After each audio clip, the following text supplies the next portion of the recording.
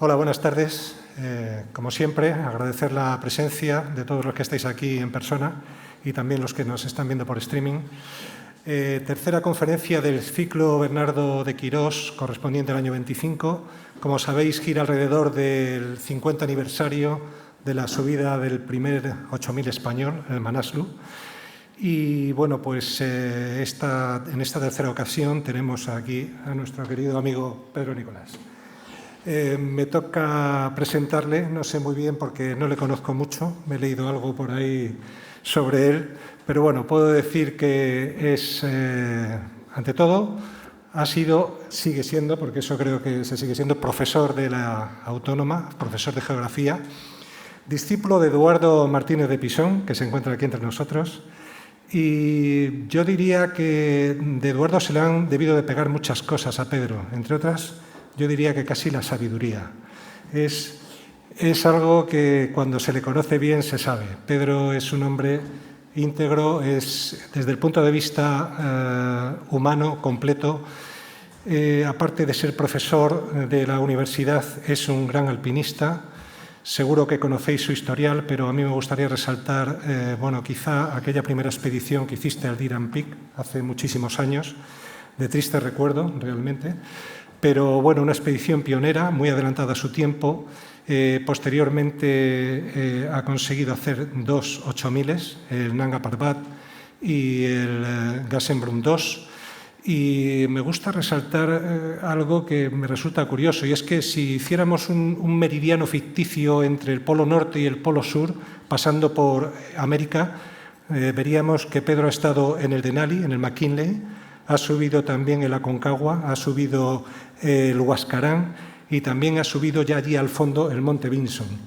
En fin, en la Antártida. Pero bueno, llega casi en la vertical de ese meridiano ficticio. En fin, la realidad es que su experiencia montañera es infinita.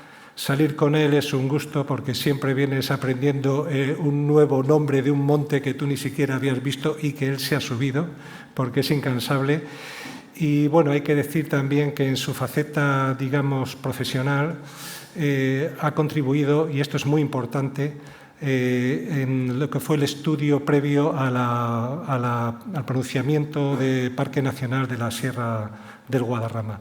En fin, tenemos aquí a un erudito, a un divulgador, a un buen amigo, a una buena persona. No me hagas ese spoiler.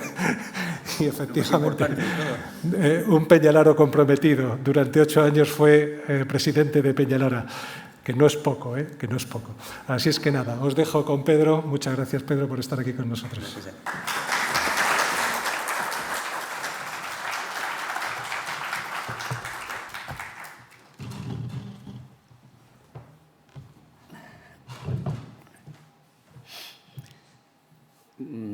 Gracias, Javier. Gracias a todos los que habéis buscado un rato esta tarde para veniros aquí y poder hablar de montañas y de las más grandes montañas de la Tierra. Vamos con ello, porque va a ser espero que no sea demasiado larga, pero por ello mejor no perder tiempo. El título lo tenéis aquí mismo ya. Himalayismo español. Los inicios de una apasionante historia y solo el siglo XX, porque esa historia continúa. Estamos en el siglo XXI, ya un cuarto recorrido, y sigue habiendo mucha gente, como vamos a hablar después, en el Himalaya. Pero yo no me voy a referir al himalayismo de ahora, sino al himalayismo de antes, aquel que conocimos mejor, a que conocí mejor, y el que evoco muchas veces y está grabado con enorme pasión y con enorme cariño en mi memoria y en la memoria de todos los que vivimos esos inicios del himalayismo, de nuestro alpinismo de los españoles. Bueno, ¿qué es el himalayismo? Pues parece obvio y todo el mundo lo puede entender, pero es un proceso de exploración, ascensión, escaladas en las montañas más altas del planeta. Montañas altas no los hay solo en los Himalayas, los hay también en los Andes, los hay en otros muchos lugares del planeta, pero las que sobrepasan los 7000 metros solo están en los Himalayas.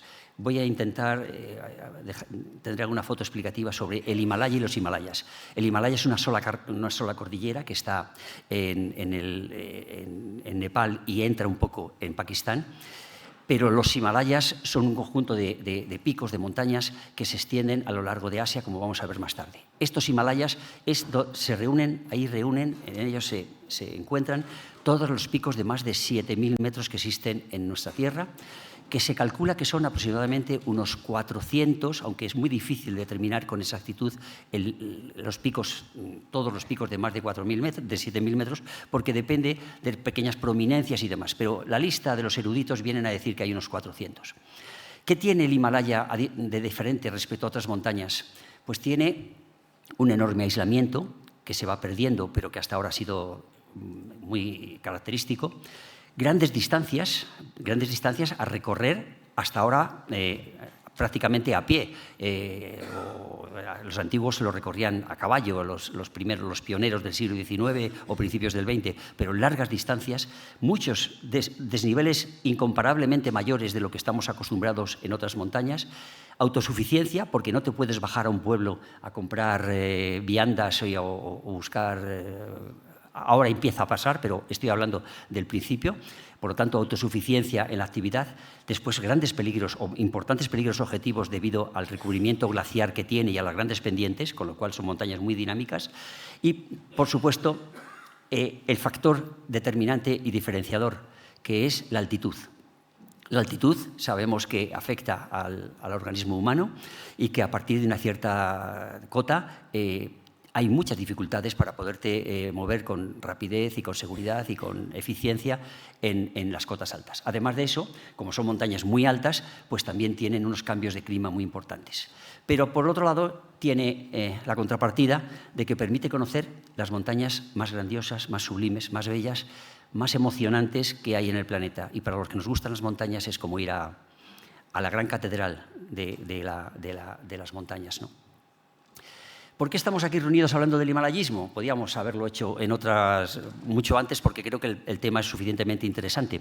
Pero ¿por qué estamos ahora hablando? Pues como antes ha comentado Javier, porque se cumplen los 50 años del primer 8000 principal subido por españoles. Antes había que matizar con lo de 8000 principal. Ahora veréis por qué matizo esto. Ahora ya se puede decir que es el primer 8000 principal y no principal. Pero de esto lo hablaremos más tarde. Sabéis que hay 14 8000. Pensar que me estoy refiriendo a un auditorio montañero, pero también hay personas que no conocen tanto, que no conocen tanto este mundo del Himalaya. Y para aquellos que no lo conozcan tanto, sabemos que hay 14 picos de más de 8000 metros en el planeta, a los que nos vamos a referir con asiduidad a lo largo de la conferencia. De estos 14 picos, el primero que es subido por alpinistas españoles es el Manaslu, y se subió en el año 1975. Por lo tanto, cumplimos 50 años de esa primera escalada. Sin embargo, no era la primera montaña que se subía en el Himalaya. Unos años antes, 6 años antes, un grupo de catalanes, liderado por un alpinista enormemente interesante y con una capacidad brutal de organización y de escalada y demás, que se llamaba Anglada, van a esta montaña que pone ahí, el Istoronal, en el Hindu Kush, que ahora presentaré como cordillera, en el año 1969. Y realizan la escalada no de uno, sino de varios picos de más de 7000 metros, que son los primeros 7000 que suben alpinistas españoles. Esto en el año 69.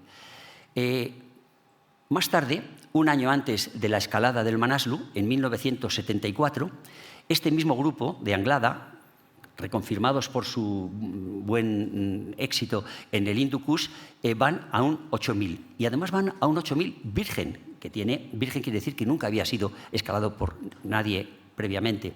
Y este 8000, que se llama Annapurna Oriental, Annapurna Este, que Anglada conocía porque se lo habían dicho unos amigos alemanes. Anglada era un alpinista que había vivido, es de Barcelona, pero había vivido en Alemania y había vivido en Inglaterra, y tenía un bagaje cultural sobre las montañas muy importante, además de dominar los dos idiomas, el alemán y el inglés, y por lo tanto tenía mucha información que entonces era muy compleja de conseguir. Entonces, unos amigos alemanes le comentan que hay un 8000 virgen, entonces piensan que este va a ser el objetivo estupendo para el primer 8000 español y además un 8000 no subido. Suben a este pico, Annapurna Este, y el primer casi 8000. En principio, se reconoció como el primer 8000 español. Sin embargo, la tecnología avanza y ahora las mediciones muy afinadas que se realizan mediante satélites y demás ha bajado la cota de esta montaña, rebajándola 16 metros sobre los 8000, es decir, es un 7984, creo recordar. Con lo cual, pues el 8000 catalán, que todavía sigue así reconocido por mucha gente, especialmente por los catalanes, pues no está al 8000. Pero en todo caso, esto no resta ni un ápice a la importante empresa que realizaron el grupo de Anglada en este Annapurna Oriental. Bueno, vamos a ver un momento de qué montañas, qué lugares estamos viendo. Este es el centro de Asia, la zona del Tíbet, al sur, en la parte baja de la foto tenemos la India, y ahí tenemos las latitudes y las longitudes donde se encuadran todas estas montañas a las que nos vamos a referir. Al norte llegan hasta los 40 grados de latitud norte, es la latitud de Madrid.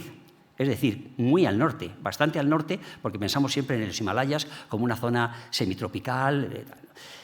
Baja hasta los 28 norte, en la zona más del Brahmaputra, en el extremo sureste, en el suroriental, y después se extiende entre los 72 este, en longitud, a los 103 este.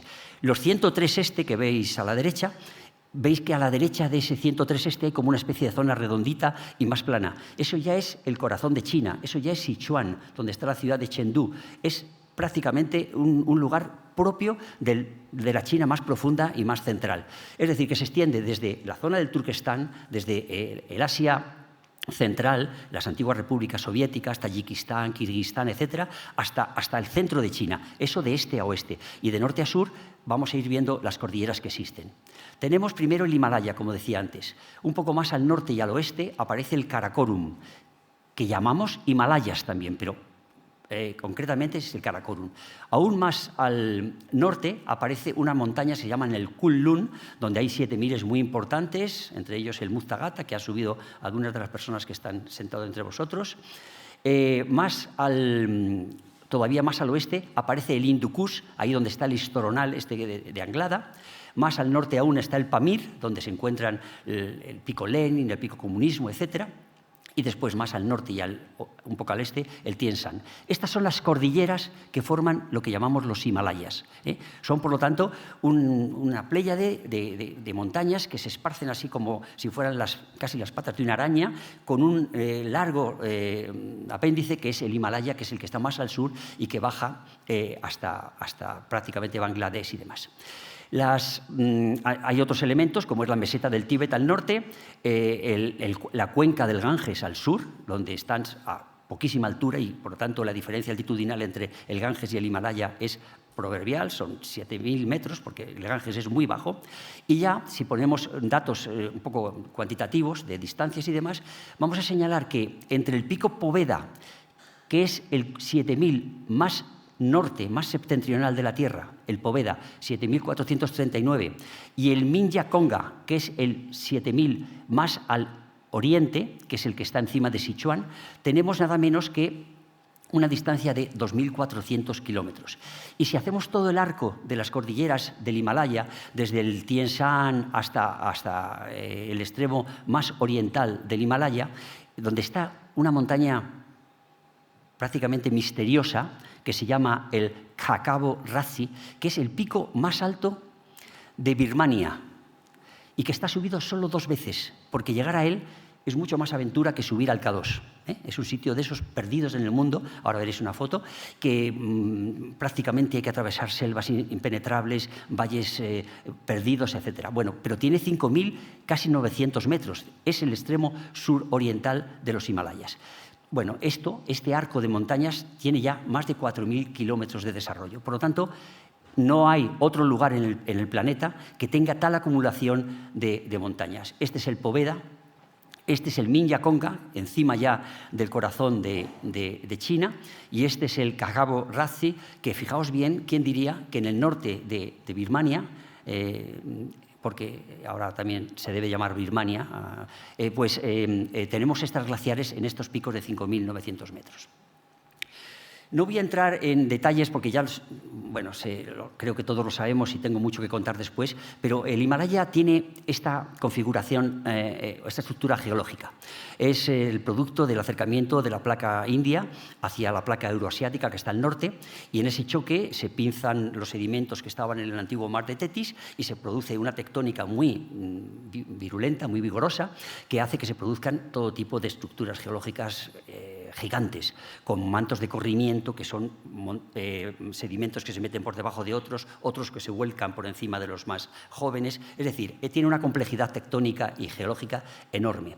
Pero lo que me interesa resaltar es que en este sitio que se pone el MCT, que es el frente de cabalgamiento principal del Himalaya, el desnivel, la fuerza que tiene en ese lugar el Himalaya es realmente increíble. Es lo que correspondería más o menos a lo que, no sé si veis el cursor, ¿sí? Veis aquí esta zona que correspondería a esta, y este es el lugar donde el Himalaya se eleva de una forma enorme sobre las zonas de las pequeñas montañas que se llaman el Bajo Himalaya y sobre todo sobre la cuenca del Ganges que está a sus pies. Aquí tenemos picos de 8.000 metros, tenemos picos de 7.000 metros y esto está a poco menos de 200 metros. Los desniveles son inconmensurables para lo que estamos acostumbrados. Y prueba de ello es esta imagen sacada de Google Earth. Quizás la haya también en algún satélite, pero esto es como si estuviéramos volando sobre el frente sur del Himalaya. A la derecha tenemos las montañas bajas y los llanos de Nepal. A la izquierda tenemos los 8.000 y los 7.000. Concretamente, este es el Dhaulagiri, estos son los Annapurnas, por aquí entre el Dukosi, que es un valle que penetra, porque el Himalaya está atajado por grandes cuencas fluviales, porque al irse elevando ya estaban configuradas las cuencas fluviales previas que bajaban desde el Tíbet. Y entonces, en el paulatino ascenso de la cordillera, fue siempre comida, ese ascenso fue compensado por una acción erosiva de los ríos, de forma que las cabeceras de algunos de los más importantes ríos del Himalaya no están en la vertiente sur del Himalaya, sino que están un poco al norte del Himalaya. Este es un proceso muy curioso que hace que haya como unos pasillos de comunicación entre el Tíbet y el Nepal del sur. Bueno, pues dicho esto, lo que quería comentar es que desde este pueblo que se llama Gurjagaon, un pueblo al que fuimos algunos de los aquí presentes, entre ellos Eduardo, también me parece que está por allí Juan, una serie de, unos compañeros, amigos, fuimos a esta expedición, también está Salvador, quiero recordar, este pico, Gurjaimal, 7.200 metros, Gurjagaon, 2.000, es decir, si nosotros vamos a la siguiente foto, he hecho este corte, de modo que en el de abajo, en el pequeño, vemos cómo es, para que tengamos una idea de algo experimentado, vivido, cómo es los desniveles en el Guadarrama. Ese corte topográfico que veis abajo sería cómo se ve Cabezas de Hierro, en cuerda larga, en la Sierra del Guadarrama, desde el pueblo de Manzanares, 900 metros Manzanares, 2.000, casi 400 Cabezas de Hierro. Se ve una montaña importante y cuando estás en el pueblo miras para arriba y dices, vaya imponente frontón que tenemos en el Guadarrama. Pues fijaos cómo es el Himalaya. El Himalaya es lo de arriba. La diferencia, más o menos en ese rango de distancia, 12, 10 kilómetros, en vez de ser 1.450 metros, que es lo que hay entre el pueblo de Manzanares y las cumbres de la sierra, tenemos 4.650 metros. ¿Eso qué supone? Pues supone unas energías geológicas, tectónicas, supone unas avalanchas, supone unos colapsos de tierra brutales y después supone unas diferencias, unos desniveles que hay que remontar si queremos llegar a lo más alto de estas montañas extraordinarias. Esto que veis aquí, también está aquí Javier, otro compañero. Tengo aquí a 4 o 5 compañeros del Gurjaimal, que esto hacía mucho que no nos reuníamos tantos. Bueno, pues esto estuvimos, me parece, en el año 94, creo recordar. Es la montaña que vamos a ver en la siguiente foto. Y esto es como se ve ese frente. Estamos saliendo del pueblo de Gurja Gaon, vamos a subir a esta montaña, pero vamos a subir, menos mal, por el otro lado. Y el frente que mira hacia el Nepal, el frente sur, es esta imponente montaña, esta imponente pared de más de 4.000 metros que está toda ella pues, revestida de hielo en la parte superior sobre todo y demás. Bueno, entonces, con esto he querido dejar claro cómo es el relieve del Himalaya. Podríamos haber entrado también en el Karakorum y demás, pero entonces nos daríamos una clase de geomorfología o de geografía o daríamos una conferencia distinta y hay que hablar del himalayismo. Además de estas características geológicas y topográficas y de relieve, el Himalaya tiene también otras características de tipo climático, de tipo natural, y es que dentro de los climas de la Tierra hay una excepción, no es única en el sureste asiático, pero es donde más marcada está, que es el clima monzónico. Y el clima monzónico es una alteración respecto a las bandas climáticas de la Tierra, donde la presencia de unas masas continentales muy importantes y de un mar muy cálido y del Himalaya hace que se produzcan unos vientos que se llaman vientos monzónicos, que tienen unos efectos importantes sobre el clima. Concretamente, lo que ocurre es, a efectos montañeros o alpinos, lo que ocurre es que hay unos vientos que van desde el Océano Índico, que suben en verano sobre todo desde la bahía de Bengala hacia el Himalaya, vientos cargados de humedad, vientos muy cálidos y por lo tanto cargados de humedad, que chocan contra ese enorme frontón que acabamos de ver en las fotos anteriores y que descargan cantidades ingentes de precipitación. Por abajo lluvia, por arriba nieve. Esto se ve en este gráfico, en la parte inferior izquierda, esas líneas rojas, esas flechitas rojas, es lo que pone abajo ISM, que son los vientos monzones del verano, del summer, de verano. Porque hay un monzón también de invierno, pero que tiene muchos menos efectos para lo que estamos hablando del himalayismo. Esto significa que las precipitaciones en el frente himaláyico, que es esto que vemos aquí, llegan en algunos lugares a tener rangos superiores a los 4.000, casi 5.000 litros por metro cuadrado. Pensemos que en el País Vasco o en el Valle del Baztán, los sitios donde más llueve en España, estamos hablando de 1.700, 1.800 litros por metro cuadrado, todo lo más. Aquí estamos hablando de 5.000 litros por metro cuadrado al año. Y después las temperaturas, es importante, curioso esto, las temperaturas son muy cálidas en la parte inferior, con medias de 24 grados, y enseguida, en cuanto se sobrepasa las cordilleras y se va al lado contrario, al lado norte, las temperaturas bajan de forma drástica. Este es el caso, no me voy a extender mucho, pero observamos cómo esas manchas azules oscuras son las zonas donde más llueve.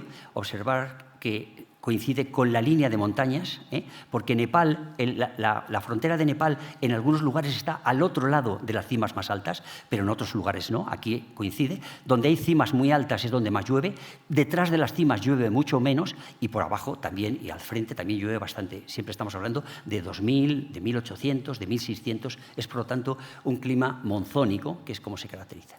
Si nos vamos a la siguiente, observamos cómo las temperaturas se desploman hacia la zona del Tíbet, al otro lado de la cordillera y en las cimas de la cordillera. Aquí se ven muy bien los valles fluviales que cruzan el Himalaya, que como son mucho más bajos tienen temperaturas más templadas. Y como podemos ver que tenemos zonas con temperaturas medias de -12 y temperaturas más al sur de 24 o 28 grados. Esto se resume más rápidamente con estos dos climogramas, que son gráficas termopluviométricas, en las cuales observamos en el de la derecha, Nanche Bazar, que sabéis que es una población que está en el Himalaya del Everest, en el Khumbu, donde las precipitaciones se disparan enormemente en los meses de verano, con precipitaciones en un mes superiores a los 350 y 400 litros por mes. Nosotros estamos asombrados del marzo que hemos tenido y ha llovido 100 y pico litros y tal. Bueno, pues aquí en un mes llueve 450 litros. En cambio, el invierno es mucho menos lluvioso, como vemos en los dos lados. La línea roja son las temperaturas y las barras azules son las precipitaciones. Eso es en Nepal. Si nos vamos al Karakorum, que es otra de las cordilleras del Himalaya, y nos vamos al pueblo de Minapin, un pueblo que conocemos bien Eduardo y yo porque estuvimos allí hace muchos años, pues vemos que las temperaturas son más frías a lo largo de todo el año. Fijaos que la temperatura media en Minapin es de -5,9, la temperatura media anual, y estamos solo a 2.000 metros de altitud, mientras que aquí estábamos a 3.500 y la temperatura era tan solo de 0 grados. Bueno, más frío y después unas precipitaciones mucho más repartidas. Es un clima templado, es un clima de montaña, pero un clima de montaña de zona muy continentalizada. Esto en cuanto al clima, pero antes hice referencia a la altitud, la hipoxia, la falta de oxígeno. Quiere decir que cuando nosotros estamos respirando este aire que nos da la vida, el aire extraemos el oxígeno que oxigena nuestro organismo, nuestra sangre, y que hace que podamos sobrevivir. Esto se hace porque extraemos la parte de oxígeno que tiene el aire, que no todo, como sabemos, no todo es oxígeno. Pero esa presión parcial del oxígeno en el aire, por volumen, disminuye radicalmente en cuanto empezamos a subir de altitud, de cota.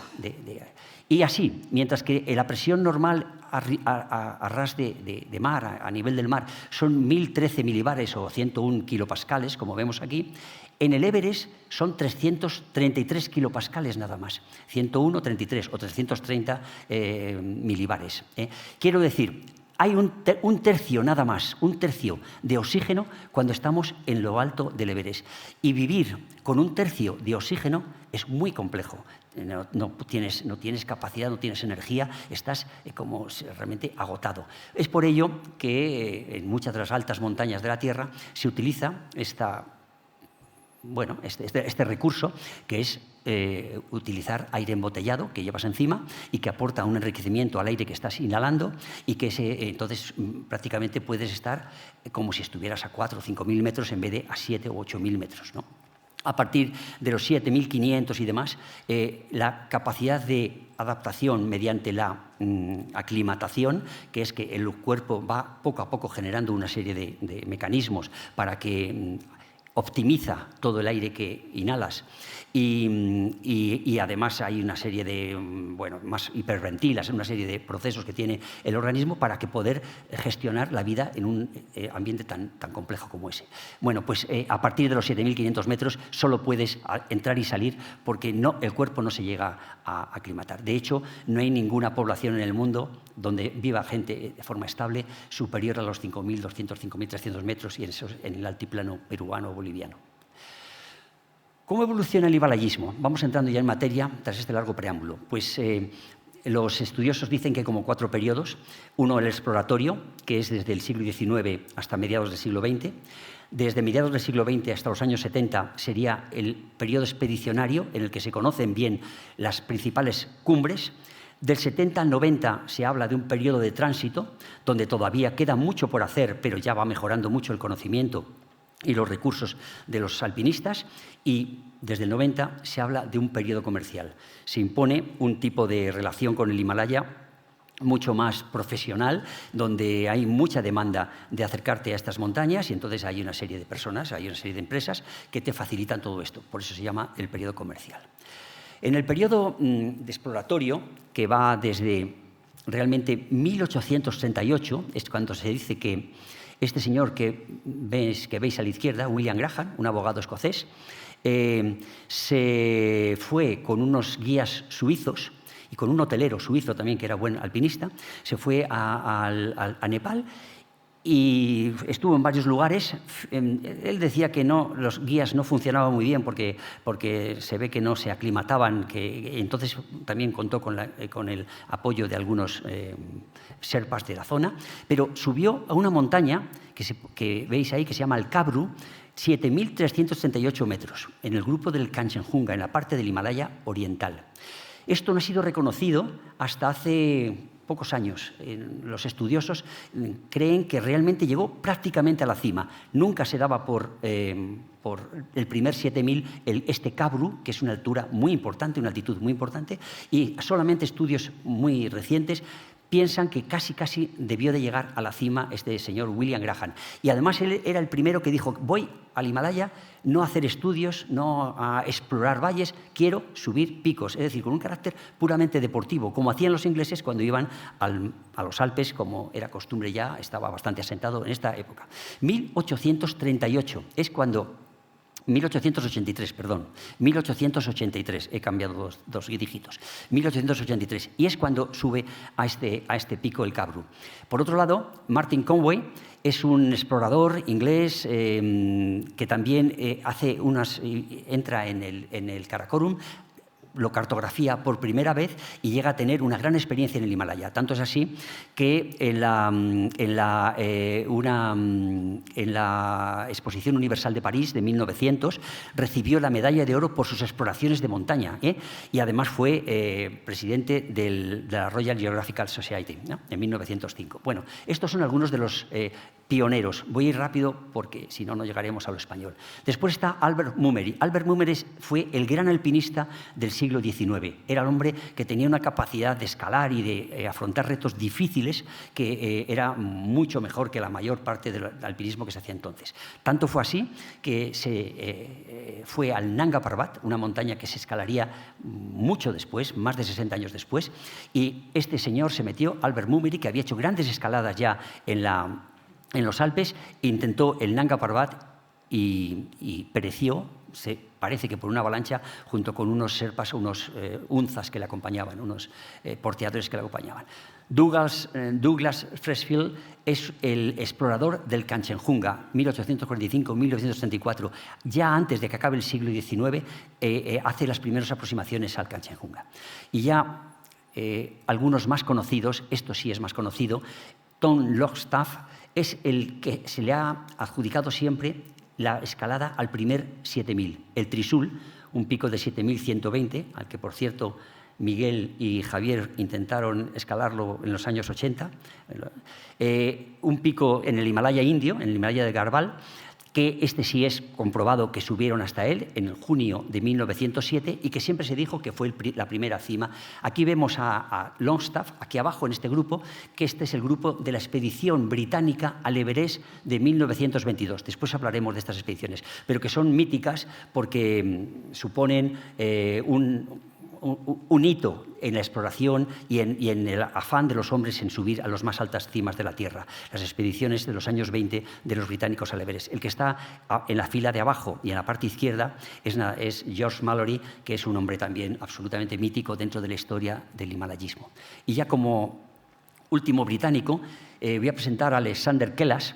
Alexander Kelas es ese hombre tapado que mucha gente no conoce, que hizo en 1911, un pico es decir, muy poco después del Trisul, un pico de 7128, por pocos metros superó a Longstaff y que prácticamente nadie se acuerda de él.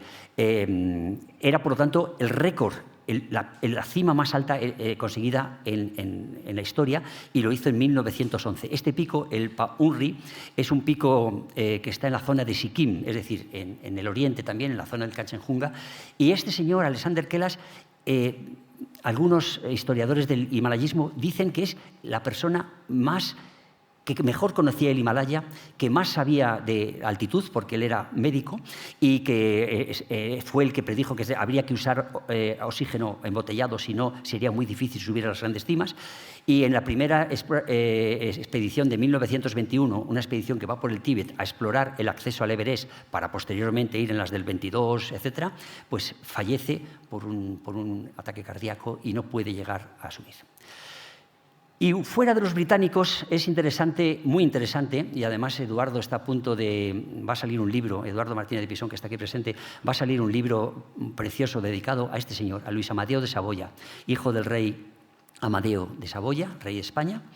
Luis Amadeo nace en el Palacio de Oriente, aquí en Madrid, y es un gran explorador italiano, es un gran explorador, pero no solo de los Himalayas. Va al Rubenzori, va al Monte Logan, en Alaska, pero en el Himalaya tiene una expedición absolutamente maravillosa, que es el intento de subida al K2, ya en 1909. K2 es la montaña que vemos a la derecha. Como sabemos, es la segunda montaña más alta de la Tierra, 8.611.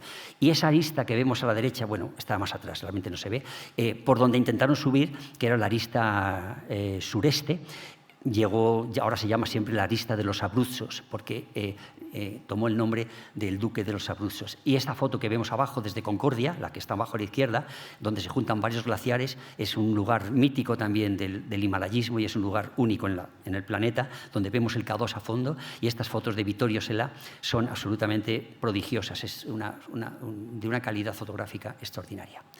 Pasa la Segunda Guerra Mundial, cambian la situación. Se puede ir ahora ya desde el sur, se puede entrar por Nepal, porque Nepal estuvo cerrado previamente, y porque a veces no nos acordamos que Nepal tuvo una guerra con los británicos hacia 1914, creo recordar, y entonces estaba cerrado a los occidentales, por eso los británicos tenían que ir por el norte. Ahora ya no, después de la Segunda Guerra Mundial el mundo cambia y se pueden intentar las montañas que estaban ahí todavía sin que ninguno hubiera conseguido subir a la cima de ningún 8000. Esto es una carrera. En cuanto nos recuperamos, el mundo se recupera. Perdón, los intentos, estaba pensando que estaban en la Segunda Guerra Mundial. Antes de la Segunda Guerra Mundial, el Everest, hay un reconocimiento en el 21 y después 4 expediciones, 3 en las que están Mallory y demás, y una posterior que es la que encuentran el Piolé de Mallory en 1933. Después, el Nanga Parbat, todas estas son británicas, todas estas son germanas, alemanas y con austriacos, al Nanga Parbat, en alguna de ellas con grandes tragedias. Mueren mucha gente, hay una avalancha en la que mueren 17 personas, quiero recordar, de una expedición que intenta el Nanga Parbat en Pakistán actual. El Kanchenjunga es también el territorio de los británicos. Hay varios intentos, 4 intentos, uno de ellos por una expedición internacional. Y el K2, además de lo que he comentado antes, del Duque de los Abruzos en 1909, hay todos estos intentos y ninguno de ellos llega a culminar, aunque hay algunos que superan los 8.300 metros. Es decir, ya el hombre había estado por encima de los 8.000 metros, pero nunca en ninguna cima de 8.000 metros. Y ahora sí, pasa la guerra, la Segunda Guerra Mundial, y cuando el mundo se recupera de esa hecatombe,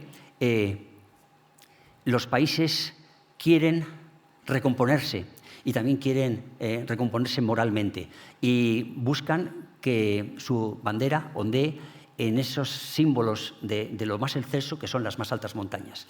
Así empieza una carrera a ver quién llega primero a los 8000, y los primeros son los franceses. Suben al Annapurna, es muy bonito ese Paris-Match, con ese aire vintage que tiene, ese Paris-Match, donde Maurice Herzog enseña la bandera francesa en la cumbre del Annapurna, el primer 8000. Esto es un hecho cultural de primer orden, es un libro de los más vendidos en la historia, están los nombres de alpinistas míticos, Terray, Lachenal, Herzog, Rebuffat, etc. Bueno, suben en 1950. En principio no iban al Annapurna, iban al Dhaulagiri, pero no pudieron encontrar un acceso bueno que les convenciera al Annapurna y se fueron al Dhaulagiri y fueron al Annapurna. Posteriormente, después de un intento suizo, los británicos van al Everest y suben en 1953. Todos hemos oído hablar de Tenzing y Hillary. Ese mismo año, el Nanga Parbat es subido por una expedición alemana en la que iban algunos alpinistas austriacos, concretamente Hermann Bull, que sube solo a la cumbre. Por eso en la foto de cumbre es el piolet que deja en la cumbre y que vuelve después con muchas dificultades por dejar el piolet en la cumbre, y con el banderín del Club Alpino austriaco, aunque la expedición era fundamentalmente alemana. Es otro de los momentos míticos de la historia. Y por último, en 1954, una expedición italiana sube al K2 y vemos que en estos 4 años de 50 a 54 se suben las 2 montañas más elevadas de la Tierra, una de las más peligrosas, el Annapurna, y una de las las 2 más peligrosas y las 2 más altas, podríamos decir. La lista de escaladas, de ascensiones a los... Creo que la veis bien, sí. Es que este periodo de 14 años, desde el año 50 al año 64, en el que los chinos suben al Sisa Pagma. Está puesto en orden cronológico de la Annapurna, Everest, Nanga Parbat. No nos vamos a detener, solo que os fijéis que los austriacos son los que lideran. Son 5 las montañas que suben, de los 14, 5 montañas son subidas por los austriacos, que a veces nos olvidamos de ellos. 3 los nepalíes, porque en algunas de estas ascensiones van acompañados de sherpas. Luego y después 3 los nepalíes y luego los franceses, alemanes, suizos y británicos, que suben 2 cada uno. Pero hay importante diferencia de los austriacos respecto a todos los demás. Y hay algunas montañas que son un poco distintas, porque casi todas estas montañas se suben en expediciones muy masivas, casi en plan militar, con muchos escaladores, con mucho apoyo sherpa, con mucho oxígeno, etc. Y algunos no. Por ejemplo, el Choyu lo suben 3 escaladores y 7 sherpas. Es una montaña relativamente fácil, pero había que subirla. Y, por ejemplo, el Broad Peak también son 4 escaladores nada más, entre ellos Hermann Bull, el que había subido también al Nanga Parbat, y son 2 tipos de expedición diferentes. Unas expediciones muy de asedio y otras expediciones mucho más ligeras y mucho más deportivas, podríamos decir. Después de eso hablaremos algo más. Y este es otro gráfico interesante que yo realmente no lo sabía y que me puse, bueno, gracias a que he encontrado un libro muy curioso mientras he preparado esta conferencia, que se llama ese que veis abajo, High Asia, una historia ilustrada de los picos de 7.000 metros, pero también incluye los 8.000. Bueno, pues aquí se estudian todos los picos, los cerca de 450 picos superiores a 7.000. Y es verdad que es un libro ya antiguo, está editado en 1989, pero da una idea de cómo fue el himalayismo pionero hasta los años 90. Y de las 176 aún no había sido escalada. De las 270 cumbres que se habían escalado superiores a 7.000 metros, 80 las habían subido los japoneses, con mucha diferencia respecto a cualquier otro país. Los japoneses han sido los reyes del Himalaya con mucha diferencia, porque le siguen los austriacos y suben 34. Y ahí aparecemos los españoles con 5. Todas catalanas, Anglada y el Saragar, que hablaremos después. Entonces, es curioso cómo el arraigo que tiene el alpinismo en Japón es algo que está enraizado en su cultura de una forma brutal. Aman a las montañas y salen mucho a las montañas, y la cercanía quizás también al Himalaya hizo que tuvieran una preeminente posición dentro de esta época primera de subida a las montañas, ¿no? Y como la última vez que estuve aquí un asistente me recriminó porque no atendía a las mujeres, pues he decidido poner también cuáles han sido las primeras femeninas a los 8.000. Y observamos que van con mucho retraso, lógicamente, porque el mundo del deporte y la sociedad era mucho más machista, había mucha más presencia de los hombres en el deporte sobre todo. Pero vemos que ya en 1974, incluso antes de que los madrileños, los castellanos, subiéramos al Manaslu, ya habían subido un año antes las japonesas al Manaslu. El Manaslu es la montaña japonesa por antonomasia, ¿no? Después, la segunda montaña que se sube es el Everest, y la sube una pequeña de tamaño, una pequeña de estatura japonesa que se llama Junko Tabei, que es un personaje interesantísimo. Y después ya van cayendo todos los demás hasta 1998, que se sube el Kanchenjunga. Casi vuelve a haber japoneses, pero aquí todo ya se abre mucho más. Los tiempos han cambiado. Aparecen, como vemos, 3 japoneses, pero después aparecen ya polacos, polacas, francesas, una belga, estadounidenses, etc.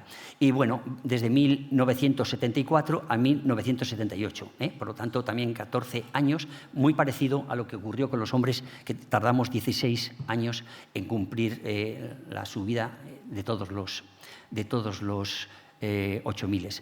Aquí hay unas fotos que precisamente, pues bueno, Junko Tabei es la señorita sonriente. No hay una foto que encuentres en redes que no esté sonriendo, con esa sonrisa japonesa. La que está debajo es Wanda Rutkiewicz, que es una alpinista polaca impresionante, una gran alpinista, pero además organizaba sus propias expediciones, no iba... Bueno, muchas de estas ascensiones 8.000 eran mixtas, hombre-mujer. Algunas no, algunas fueron exclusivamente de mujeres solas. Y aprovecho para poner ahí a 2 montañeras españolas, granadinas, amigas además de muchos de los que estamos aquí, que son Inmaculada Fernández, Macu, y Amparo Ortega, que fueron las segundas españolas en subir a un 8000. Antes había subido Magda Nos y Mónica Vergé, me parece, que son unas catalanas que habían subido al Choyu, pero 2 años después ya suben estas 2 amigas y grandes alpinistas, además sin serpas, sin oxígeno, ellas solas, en unas, prácticamente, bueno, había más gente, pero muy autónomamente. Y bueno, me parecía interesante resaltar que ya en este año, en 1992, hace bastante, había mujeres españolas que estaban ya mirando a las cimas más altas de la Tierra. Y ahora ya sí, vamos a hablar del himalayismo español. ¿Qué pretendo? Pues pretendo descubrir algo que creo que no está bien estudiado ni conocido. ¿Y a qué se debe? Pues porque unos hacen la historia del himalayismo vasco, otros hacen la historia del himalayismo catalán, otros hacen la historia del himalayismo andaluz, pero nadie hace la historia del himalayismo español. Y no está escrito una verdadera historia del himalayismo español. Y entono el mea culpa porque soy uno más que no me he puesto a ello. Aunque es verdad que escribí un libro hace 2002, creo recordar, hace 20 y tantos años ya, que ahora lo he recuperado un poco porque estos libros se esconden allí y ya no lo vuelves a mirar. Y ahora que lo he mirado, os lo aconsejo. Y yo, creedme que no voy a conseguir.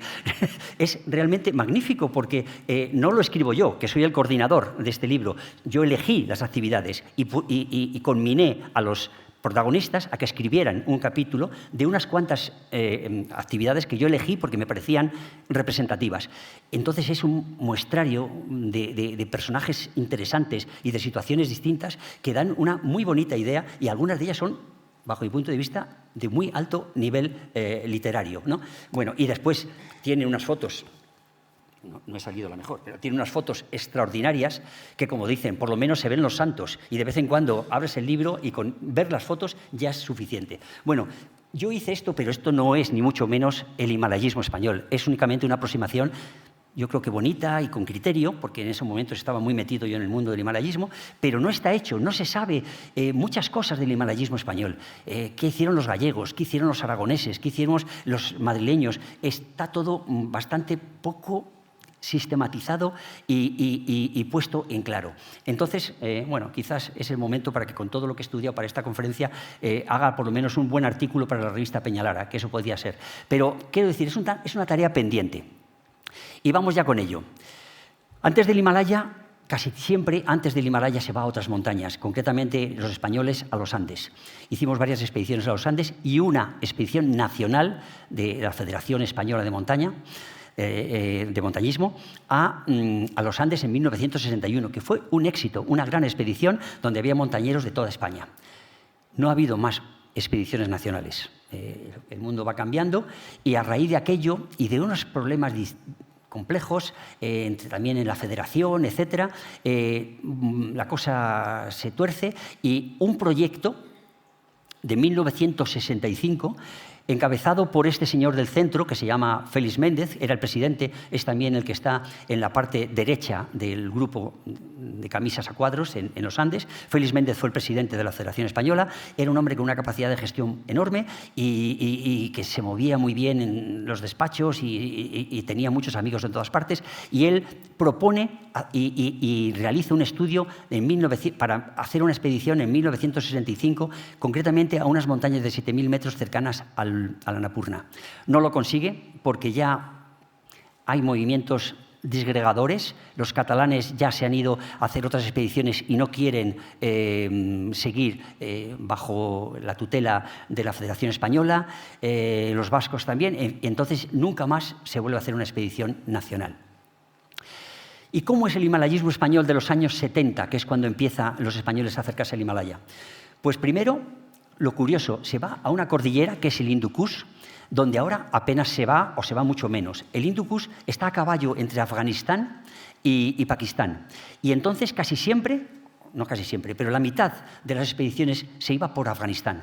Afganistán, que ahora nos parece un sitio muy complicado de visitar y de viajar, entonces era una maravilla. Todos los que fueron en esa época comentaban que era un país abierto, tolerante, precioso, todo facilidades, y que además estaba bastante más cerca que irte a Nepal, y además montañas con mejor clima y con accesos mucho más fáciles. Por lo tanto, el himalayismo español se bautiza realmente en el Hindu Kush.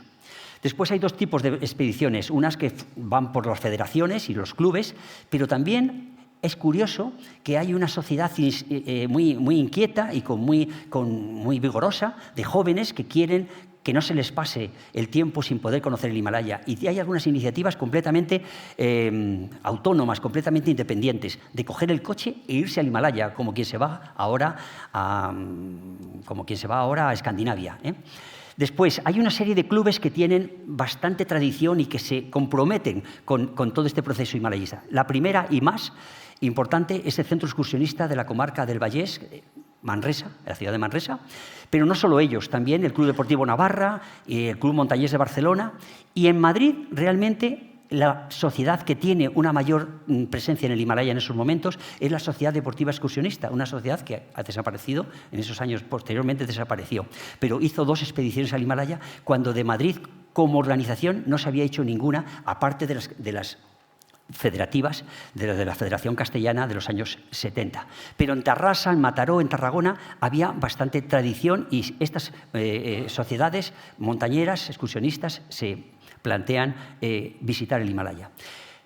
Hay, curiosamente, bastantes de estas expediciones de los años 70 que se van por tierra, por coche, por carretera, hasta el Himalaya. Ya digo que normalmente al Hindu Kush, aunque alguna también al Karakorum.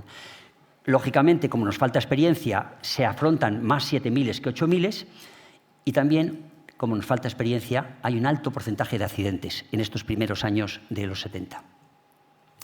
No voy a entrar en detalles, este es el Hindu Kush, que me parece, este es el Hindu Kush, sí, y es el Tirich-Mir, la montaña más alta del Hindu Kush, 7.708 metros.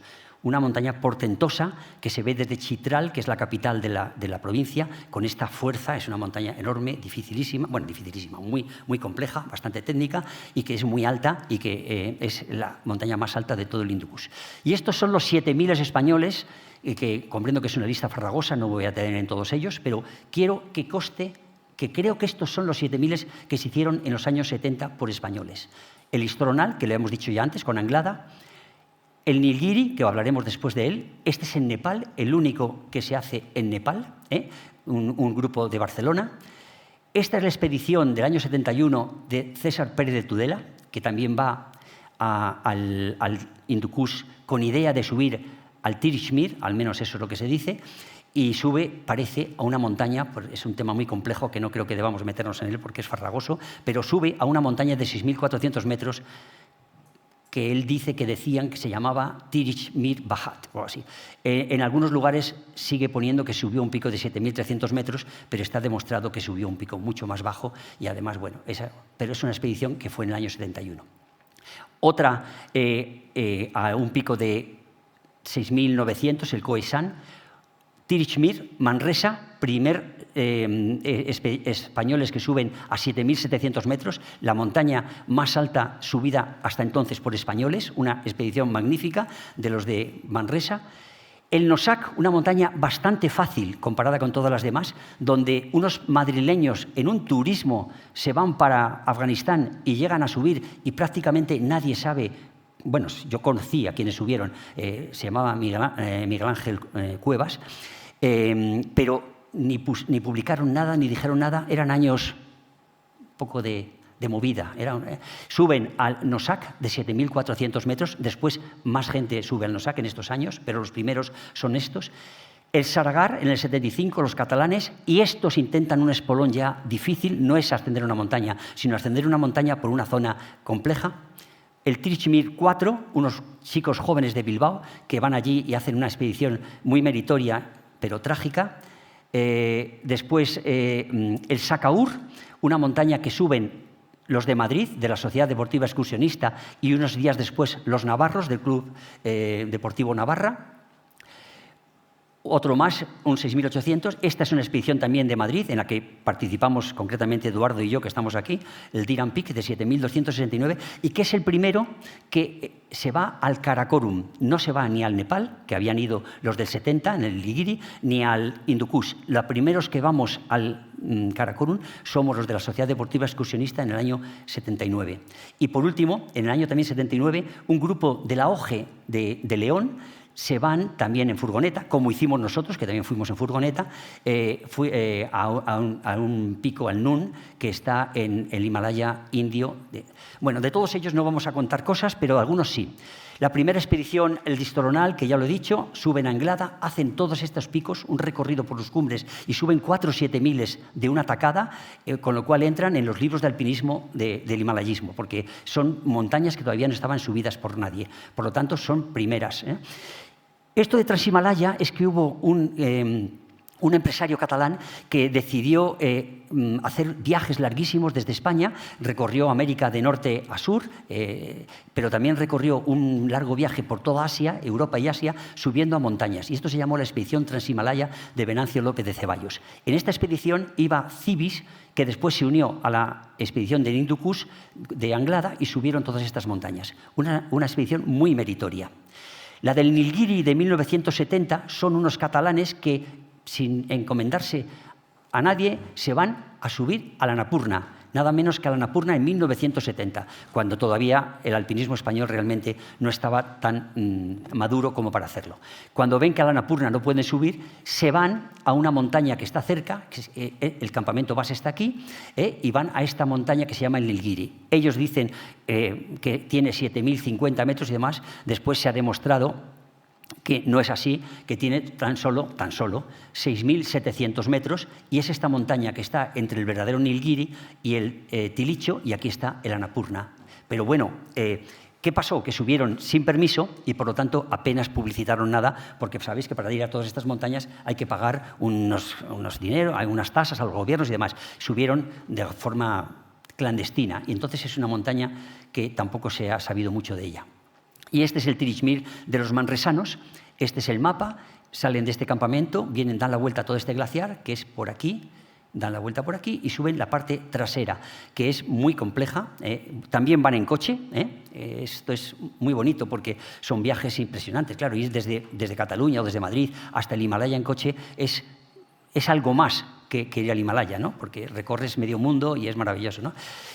Suben al Tirishmir afrontando importantes dificultades. Esto es por donde tienen que subir, que no se ve, que no es una rampa de nieve, es una montaña técnica y difícil. Y finalmente, ahí vemos la bandera española en el punto más alto que nunca había estado, 7.708 metros, cuando Jordi Camprubí, que es el alpinista que sube a la cumbre. Estos eran unos personajes interesantes. Por ejemplo, nunca decían quién había subido a las cumbres.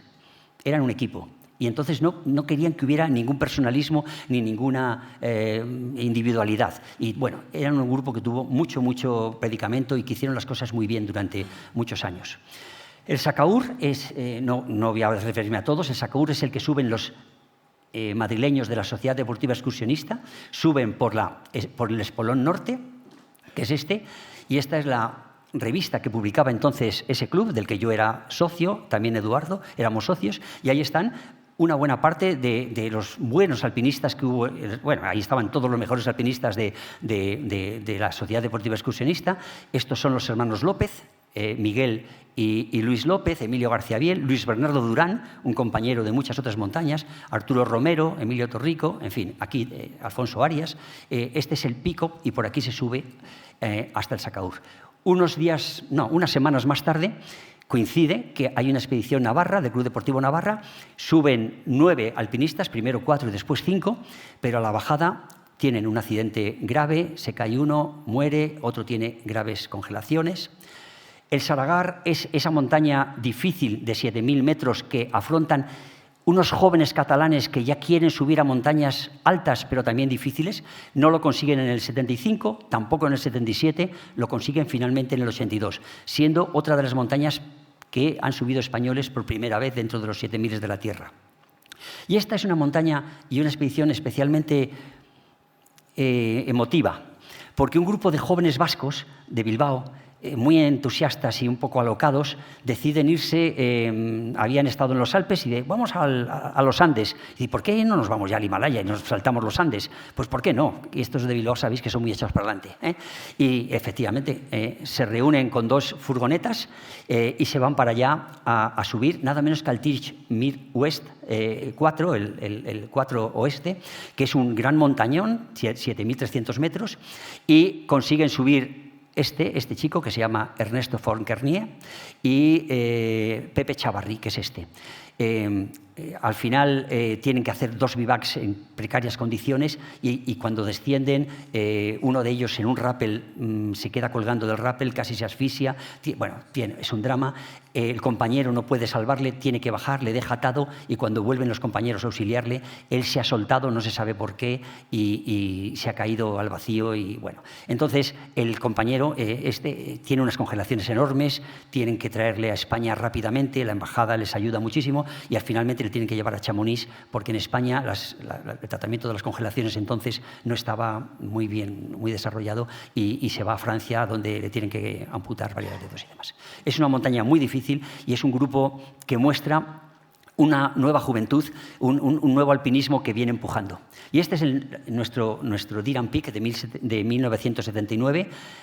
Aquí estamos, aunque no lo parezca, este soy yo y estos son mis compañeros. Bueno, Ramón, Miguel, Enrique Temprano, José Luis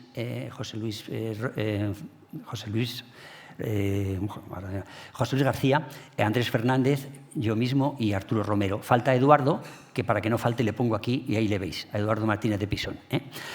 Estamos en el Karakorum, vamos en furgoneta, no todos, fuimos 3 en furgoneta y los demás se unieron por avión y íbamos a intentar subir esta arista norte, que no estaba hecha entonces y hasta muchos años después no se hizo, pero cuando nos enfrentamos a ella no teníamos ni el material ni las condiciones para subir por esta zona que tenía una nieve inestable, donde era muy difícil asegurar. Total, que repetimos una vía parecida a la única extensión que había habido antes de unos austriacos en el año 69 por aquí.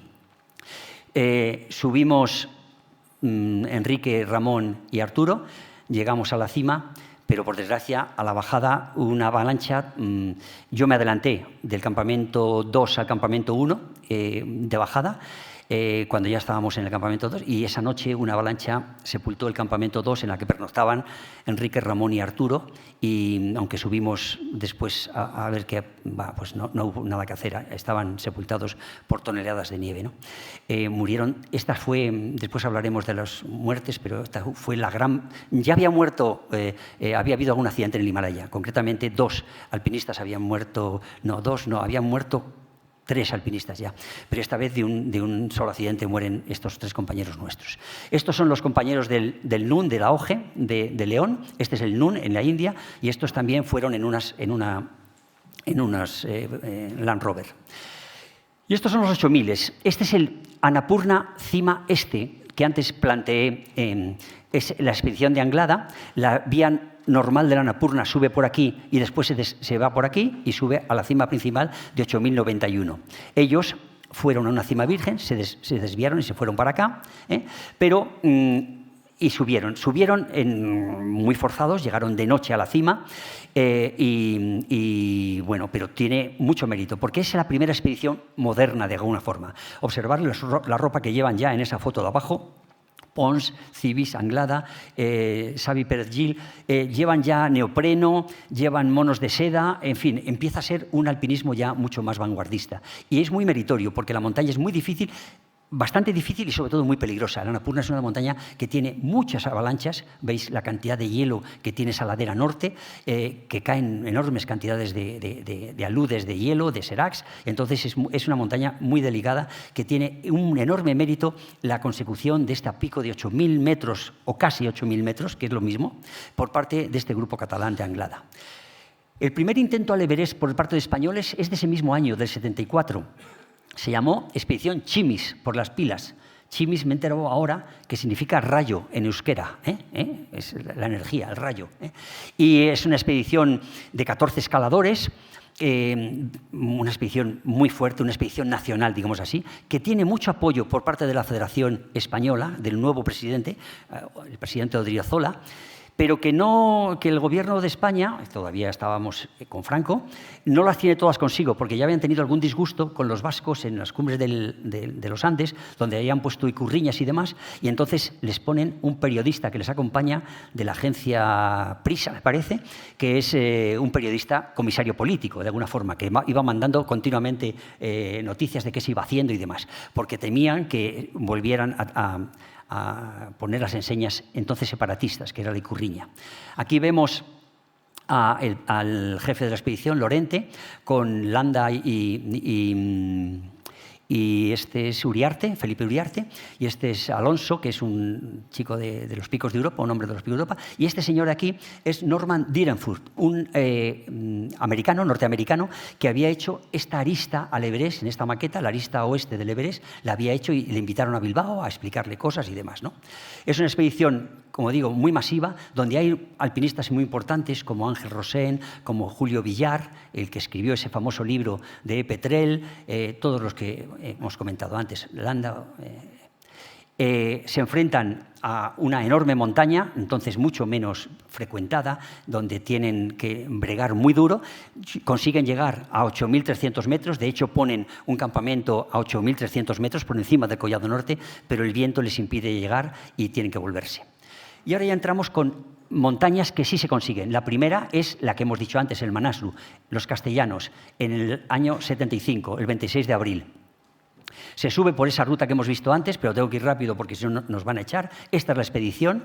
Aquí tenemos a Carlos Soria, aquí tenemos a Jaime García Ors, el jefe de la expedición. Bueno, paso. Miguel López, Luis Méndez, Luis Bernardo Durán, Gerardo Blázquez, Jaime García Ors, Jerónimo López, Salvador Rivas, Miguel Gallego, Miguel Ángel García Gallego, el murciano, Mariano Arrázola, Carlos Soria, Alfonso Arias, Fulgencio Casado, y creo que están todos. Esta es la expedición de Madrid, castellana pero de Madrid, que con esos sherpas se enfrentan primero en el año 73, pero las avalanchas no dejaron avanzar demasiado, y ahora ya en el 75 vuelven y suben a esta montaña, a este pico que es el Manaslu. Diréis, ¿qué tiene que ver esto con esto? Pues tiene que ver que esta cima, aunque no lo parezca, es esta misma. Esto es en post-monzón, cuando ha nevado todo el verano, y esto es en el pre-monzón, cuando fueron ellos. Y entonces ahora, como se va casi siempre en post-monzón, la montaña es una montaña que es un auténtico merengue de nieve. Sin embargo, cuando subieron Jerónimo y Gerardo Blázquez, era así, y así es como se ha encontrado en otras muchas fotos. Esta es la cumbre auténtica, porque ahora mucha gente, esto como es tan afilado, se queda aquí y dicen que han subido al Manaslu, y entonces hay una controversia sobre si es o no es válida las ascensiones a esa montaña en esas condiciones. Bueno, de hecho, nuestros compañeros Gerardo y Jerónimo suben hasta la misma cumbre, veis que todavía con piolés de madera, con oxígeno, ahí lo veis. Y aquí ya están abajo con los sherpas, con el sherpa Sonan, que les acompañó Jerónimo y Gerardo. Es el primer 8000 español. Ahora vienen muy rápidamente todos los demás, porque tengo que pasar ya muy rápido. El Makalu lo hacen otra vez los de la comarca del Vallès, otra vez Jordi Camprubí, el que había estado en el Tirixmir. El Daulagiri lo suben un grupo de Navarra, los mismos que estaban en el Sacaur con los de la Deportiva, el mismo grupo más o menos, y con Pons, con el catalán que tenía el permiso, Jordi Pons, que también sube. Aquí están, esta es la lista por la que sube, que el otro día nos contaba Sito Carcavilla, el accidente de Carlos en esta zona. Este es el Daulagiri, y esta es la cumbre del Daulagiri de dos navarros, un catalán y un serpa. El Everest se sube en el año 80 por españoles, y lo sube un vasco, Martín Zabaleta, con el Sherpa Passan. Hay una polémica porque la foto que sacan es esta, pero después se ve que en esa bandera no solo estaba la Icurriña, que ya había cambiado y se podía poner, sino que había un anagrama en homenaje a ETA, con lo cual se monta un lío de narices y vuelve a haber una controversia terrible y demás. Bueno, esto se supo más tarde, pero es una primera nacional complicada, por decirlo de una forma rápida. El Gasserbrunn 2, 8035, una de las montañas 8000 bajas en el Karakorum, que se sube por aquí. La suben en el año 80 dos catalanes. Esta montaña después la subió subimos a ella en el año 90, y lo tengo por aquí apuntado, en el año 94, los últimos 3 presidentes de Peñalara, Hurtado, Nicolás y Garrido, subimos a esta montaña en una expedición con Carlos Soria y más gente, pero bueno, es curioso que los últimos 3 presidentes nos encontráramos en la cumbre de esta montaña en el año 94, pero en el año 80 ya la suben los catalanes. El Broad Peak lo suben también los catalanes, pero con una víctima. Cuando bajan hay una caída de Enric Pujol y fallece bajando. El Nanga Parbat es una montaña, como dije antes, difícil, compleja. Lo suben los vascos, lo suben 2 vascos magníficos, Enrique Quique de Pablo y José Luis Zuloaga, Zulu, y lo suben magníficamente. Y es curioso que esta montaña es de las que más han subido los alpinistas españoles, siendo una montaña de las más difíciles de las técnicas relativamente de los 8000, mientras que otras como el Lhotse tiene 5 ascensiones y tal. A finales del siglo XX había 36 ascensiones españolas al Nanga Parbat. ¿Por qué? Porque es una montaña muy bella y porque yo creo que bueno, la media de los alpinistas que íbamos a 8000 en esos años éramos bastante alpinistas, mientras que a otras montañas se podía ir siendo un poco menos alpinista, ¿no? En todo caso, ahí está. Y esta es una montaña interesante. El Gasserbrunn 1, también en el Karakorum, la hacen aragoneses con Jerónimo, son Víctor Arnal, Ignacio Cinto, Escartín, Hortas, bueno, lo suben unos aragoneses que son bastante amigos de Jerónimo, que ya habían hecho un 7000 juntos, y es el único 8000 español que abren una vía nueva. En la parte baja, en la parte de arriba coincide con otra vía, pero abren una vía nueva y además difícil. Y además suben esquís hasta la parte alta y esquían hasta una cota muy elevada, muy cercana a los 8000 metros por esta zona. Entonces, es un 8000 muy valioso bajo el punto de vista alpinístico y de vanguardia, ¿no? Suben por esta zona, abren ruta por aquí, con esquís, aquí no los llevan, pero llevan esquís a la espalda y por arriba se los ponen, y finalmente llegan a la cumbre casi de noche, hay unas congelaciones, están después a punto de subir al otro Gasserbrunn. El noveno 8000 que subimos los españoles es el Choyu, que es el pico más subido en aquella época primera. Ahora se sube menos porque está fundamentalmente en territorio tibetano y los chinos no facilitan demasiado el que se vaya, pero en aquella época se iba mucho y se subía mucho. El K2 es la montaña de las montañas, 8.611 metros. Lo sube otro navarro, Mari Ábrego, con Josema Casimiro, un alpinista enorme que además iba en expediciones ligeras, con un fair play muy admirable. El Kanchenjunga, la tercera montaña más alta de la Tierra, después del K2 y el Everest, lo suben un catalán de Tarrasa con un Sherpa. Este es el Annapurna, que como veis se retrasaba, nunca se subía, y se entiende. Fijaos qué ladera, con qué cantidad de glaciares en equilibrio inestable, con grandes frentes de serac, de glaciares colgantes que caen, y esta es la ruta normal, que como veis pues es bastante expuesta. Esto se sube en el año 91 por unos alpinistas de Tarragona, López y Maixé, 37 años después de que se hubiera subido por los franceses en el año 50, por Maurice Herzog. Eran de Tarragona estos escaladores. Y este es el penúltimo. Este es el Sisha Pagma, un 8000 en el Tíbet también, que lo suben una expedición militar española, cívico-militar. Y pongo esta foto que no corresponde con esta expedición, sino corresponde con otra expedición cívico-militar que hicimos al Nanga Parbat, donde estamos 2 civiles, que son Joan Martínez Saller y Leo, que me parece que es este, y Carlos Soria y yo, que nos invitaron. Fuimos 4 civiles y los demás eran del grupo militar de alta montaña de Jaca. Consiguieron subir aquí unos militares y también los catalanes. Nosotros no pudimos y volvimos 2 años después, pero eso es otra historia. Bueno, este mismo equipo van 2 años después al Sisha Pagma y consiguen ascender con Miguel Ángel Vidal, precisamente, un montañero de Madrid, al descenso. Joan muere de agotamiento al bajar de la cumbre.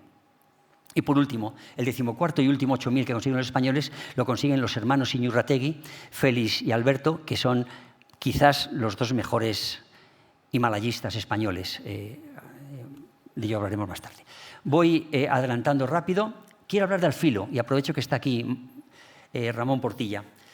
El filo es un fenómeno dentro del himalayismo español que no hay duda de que marca pautas y es importantísimo. Fijaos que del año 81, que hacen la primera expedición, al año 2000, hacen 28 escaladas, 25 expediciones, porque en algunas expediciones hacían 2 montañas, y suben 14 montañas del Himalaya, algunas de 8.000 metros y otras más bajas. Pero ahí tenemos las montañas que suben. Por lo tanto, es verdad que es una iniciativa de la televisión pública española, para bien, yo creo, muy para bien, crea una enorme afición y nos pone en el mundo del himalayismo y de las grandes montañas, y se suben todas estas montañas, el G2, el Chogolisons, el Nanga Parbat, el Choyu, el Sisa Pagma, en fin. Aquí está Portilla, que sube a una, aquí está Portilla con japoneses. Bueno, Ramón está ahí, entonces no sabía que iba a venir o no venir, pero es verdad. Por lo tanto, creo que hay que reconocer que el fenómeno Al filo de lo imposible ha marcado un camino muy importante. No digo que pueda haber opiniones mejores o peores de cosas, pero yo creo que han hecho cosas magníficas y que ha sido pues una puerta y una ventana hacia las grandes montañas y hacia la naturaleza y a la aventura dentro de nuestra sociedad. Este es Ramón Portilla cuando baja del Nanga Parbat, precisamente de este año 90. Aquí, año 90, sí, Nanga Parbat, Portilla con un japonés.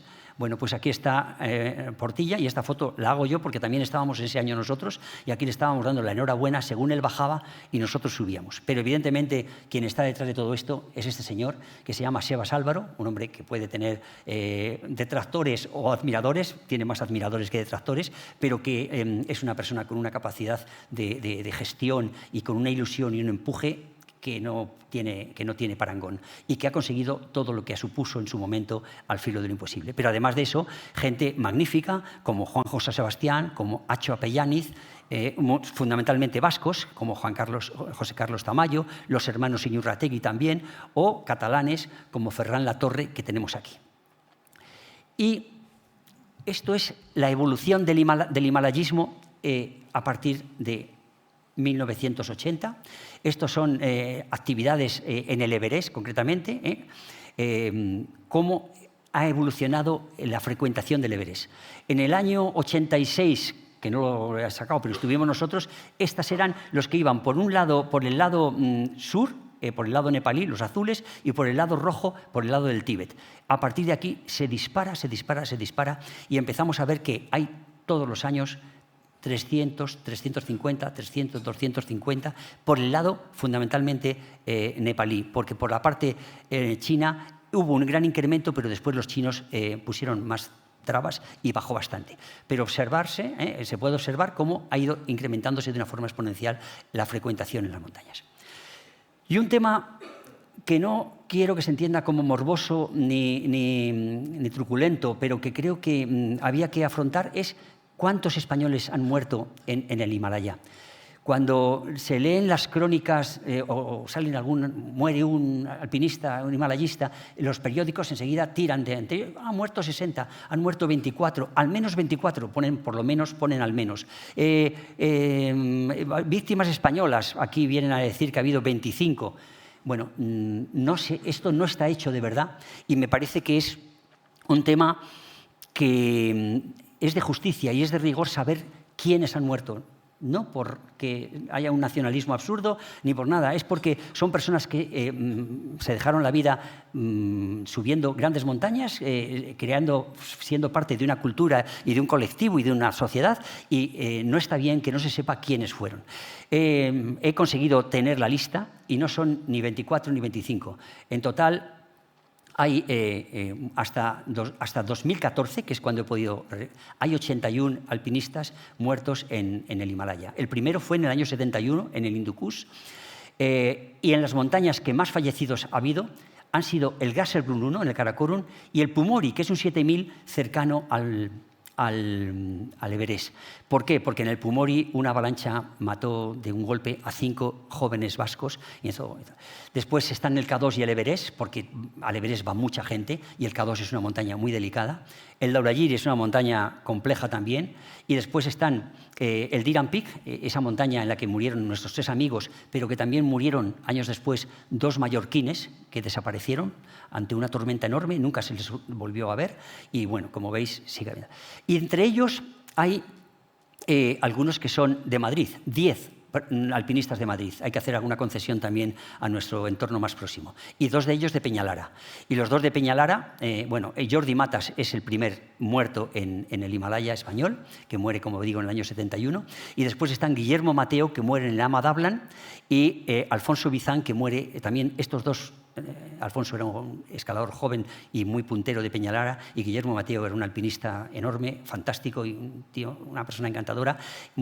Cae cuando vuelve de la cima del Ama Dablam, y Alfonso Bizán, una piedra le coge en una escalada en el Karakorum y muere. Y ya para acabar con las tristezas, esta gráfica es interesante. Es una gráfica solamente de las montañas de Nepal.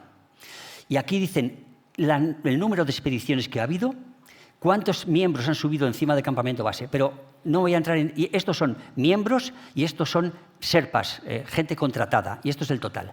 Se ve la diferencia de subir, por ejemplo, al Cho-Oyu, que tiene una media de fatalidad, de muertes, del 0,60, mientras que hay otras montañas, como el Annapurna, que tiene una media de letalidad de 4%. Es decir, hay montañas mucho más peligrosas que otras. Y bueno, todo eso está estudiado. Hay muchas más víctimas entre los miembros, es decir, entre los extranjeros, que entre los sherpas, que son bastante más expertos y saben. Y esto es bueno, pues es cómo ha ido evolucionando, son las montañas de peligrosas, ¿no? Aquí están los picos de todos los picos. Bueno, vamos ahí ya. 14 8000. Hay gente que quiere subir los 14 8000 y que se lo plantean como un reto dentro del himalayismo. En España, el primero que consigue hacer los 14 8000 es Juan Oyarzábal, un alavés vasco que no solo ha hecho los 14 8000, sino que los ha repetido después. Al principio, alguno con oxígeno, después todos sin oxígeno. Es un portento desde el punto de vista físico. Después, el siguiente que sube es otra vez los hermanos Iñurrategui, y estos además de una forma mucho más rápida y también algo más eficiente, y además acaba Alberto Iñurrategui, porque su hermano Félix murió 2 años antes, acaba haciendo una expedición magnífica que sube a la Annapurna por una arista muy compleja y demás. Y después tenemos a una mujer, a Edurne Pasaban, que es la primera mujer en el mundo que sube los 14 8000, aunque ha habido ciertas controversias, pero es así. Y tenemos después a nuestro querido compañero y amigo Carlos Soria, que no ha conseguido los 14 8000, pero que está a punto, y que con su edad que haya hecho porque el primer 8000 que hace Carlos lo hace con 51 años. Y otros a los 51 años se han retirado largamente ya de las montañas. Con 51 años hace el primer 8000, que es el Nanga Parbat. Y ahora le queda ese Dhaulagiri que no consiga subir, pero bueno. Y vamos a ver ya muy rápidamente algunas montañas especiales. Esta es para mí la cima más bella del Himalaya, el Janu, de 7.700 metros. Recuerdo cuando, siendo muy jovencito y ya empezaba a gustarme la montaña, llegó a mis manos un Paris Match donde se veía a De Wassou, un guía francés del equipo de Terray, poniendo la enseña francesa en lo alto de esa cumbre que parece irreal, es absolutamente del dibujante de montañas Samibel, y cómo van a horcajadas con oxígeno subiendo esta expedición del año 62.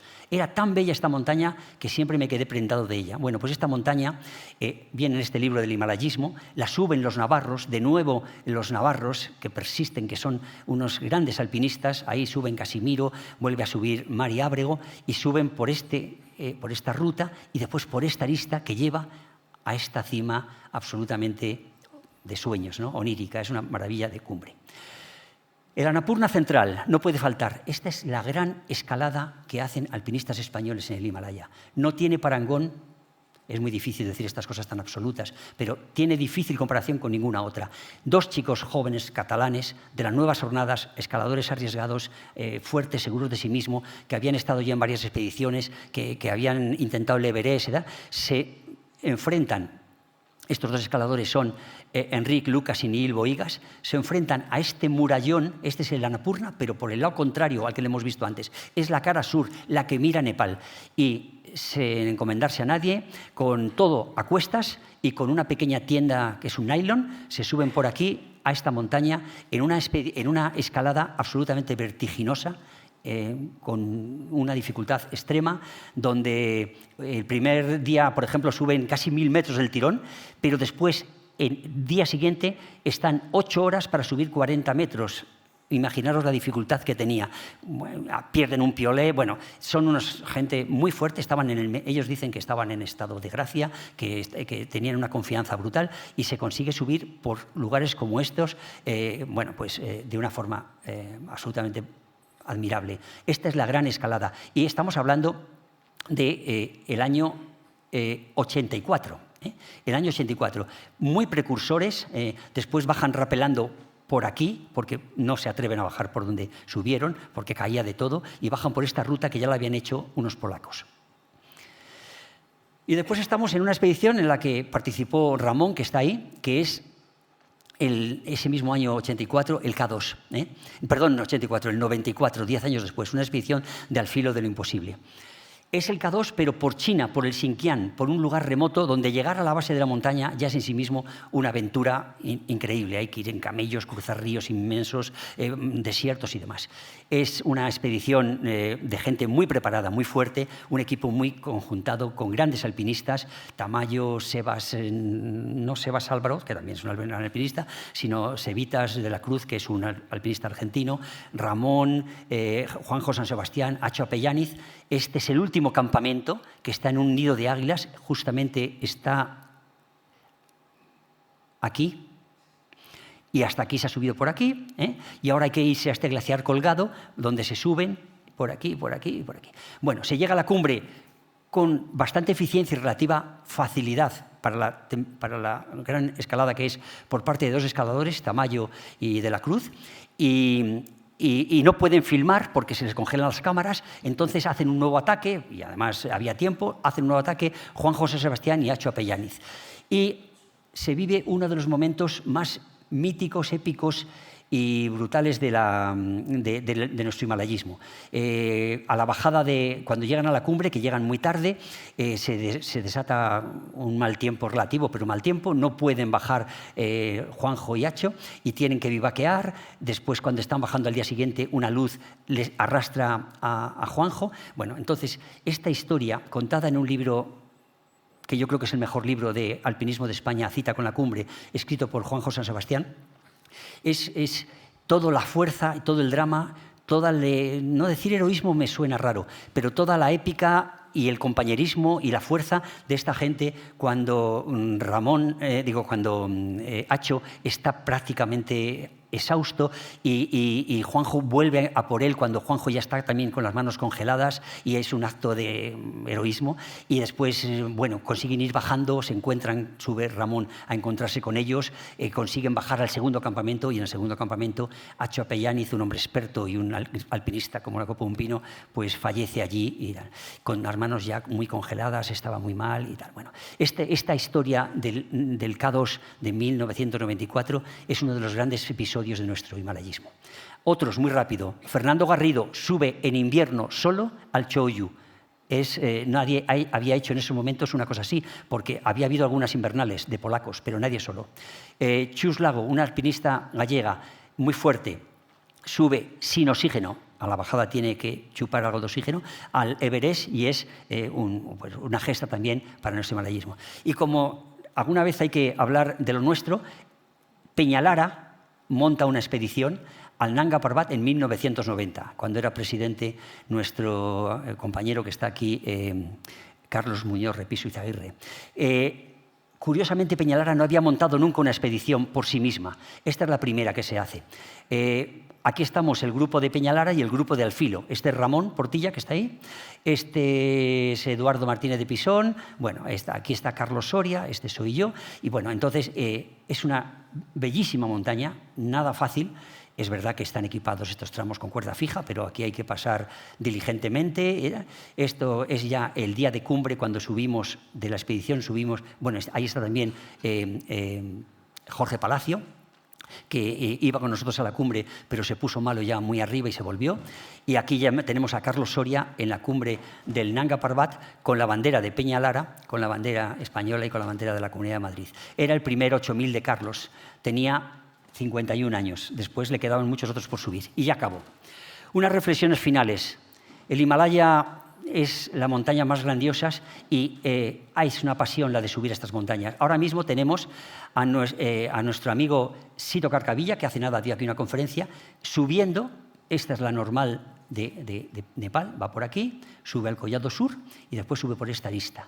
Estas fotos que os pongo son de hace 4 días, porque ahora las fotos vienen rápidamente, y es la aclimatación que está haciendo Sito hasta, esta es la pared del Lhotse, aquí ya te vas al Collado Sur, pero el Sito quiere subir sin oxígeno, con lo cual está dejando que los alpinistas normales suban para después subir él cuando ya no estén, porque cuando estén en la línea tú no puedes subir rápidamente, tienes que ir muy despacio y no puedes subir sin oxígeno. Ahí tenemos a Sito, esto es el glaciar de Khumbu, y acabamos con esta foto del Lhotse, desde cerca de la cima del Everest, con la... No puedo resistir deciros que por aquí, por esta canal pequeña se sube al Lhotse, esta es la vía normal del Lhotse, que también la ha subido Carlos Soria, y acabo con esta foto, que es una foto que no se suele poner para acabar, siempre se pone una cima y tal, es cuando se sale de un campamento base en la madrugada, yendo para la cima, pensando que te quedan unos días por delante muy intensos, fascinantes, con algunos riesgos, pero que seguramente te van a procurar algunos de los momentos más imborrables de nuestra existencia. Es el momento que dejas el campamento base, te acercas al altar donde los serpas hacen sus oraciones y se encomiendan a los dioses para que nos protejan en la subida, y todavía fríos, con el estómago algo inquieto, partes para un 8000, lugares prodigiosos, sean 8000, sean 7000. Pues nada más, muchas gracias.